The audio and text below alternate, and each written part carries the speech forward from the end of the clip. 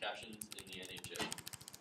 It's no secret that the NHL is having some major problems this year and in the last few years with concussions.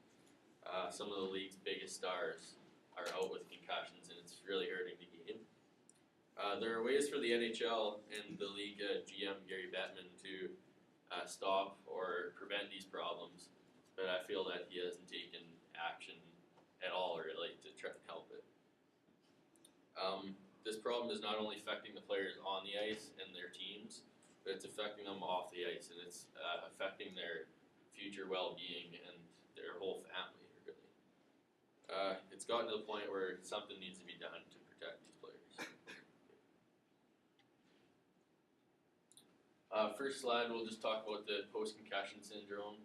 I feel like some people that watch hockey don't fully understand what the players go through when they get a concussion. They might be back in a couple of games, but the things that they go through in those couple of games are pretty serious, and what can happen afterwards. So between 30 and 90% of them experience more headaches. Between 8 and 32% still have more frequent headaches after a year since initial injury. So when you hear about somebody initially getting a concussion, and then they play for a bit, and they're out again with post-concussion syndromes, this is what they're experiencing. 50% experience more dizziness, 10% are sensitive to light and noise, 5% have decreased sense of smell and taste, or taste, 14% experience blurred vision, 20% experience loss of hearing, and the most of them experience nausea and vomiting.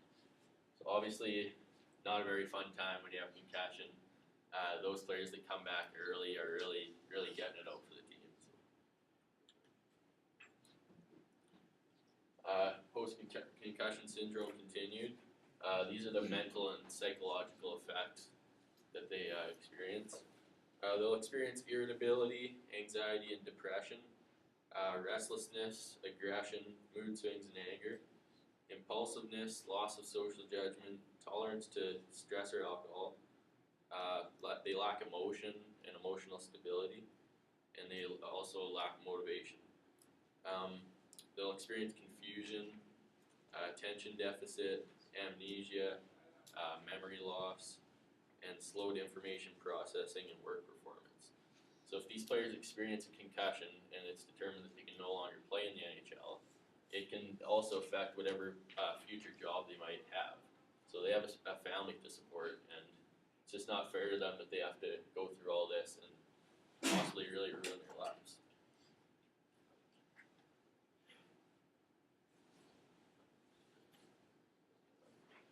Okay, so this is just a list of the NHL players that have been affected by concussions from 2010 to now.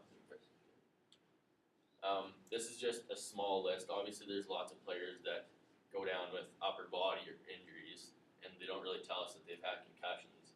But this is just kind of a list that lists most of the players that some of you may know. The most common reason that people try and use it for an excuse over why people are getting concussions is that the players are bigger and faster. If this is the case, then the NHL needs to slow the game down to try and prevent concussions. Some concussions are caused by I believe they're caused by the whiplash effect. So because of the speed and velocity that the players are going, it's not necessarily the initial contact that's causing the concussion, but it's what happens after they get hit.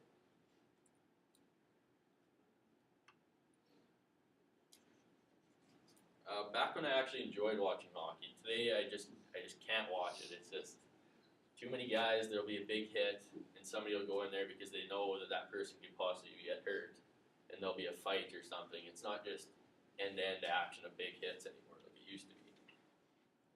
Players were able to clutch and grab. This slowed the game down dramatically. Although they didn't reveal concussions as much back in the day, I think there's probably less concussions.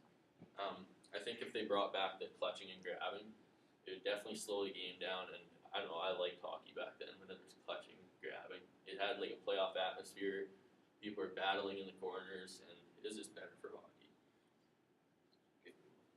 Okay. I understand the league's concern that this will take away from the skill of the game, However, obviously it's not working because Sidney Crosby, who's arguably the most skilled player in the league, is currently out with a concussion. So that's not really working.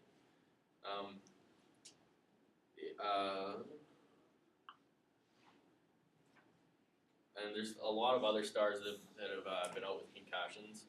So I don't know if they've seen this list, but I don't think Gary Bettman, he just thinks it's bad luck, I guess, that players are getting concussions, but I don't see how he doesn't think that they have to do something about it.